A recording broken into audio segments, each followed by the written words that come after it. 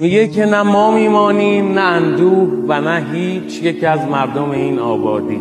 به حباب نگران لب یک رود قسم و به کوتاهی آن لحظه شادی که گذشت قصه هم میگوید.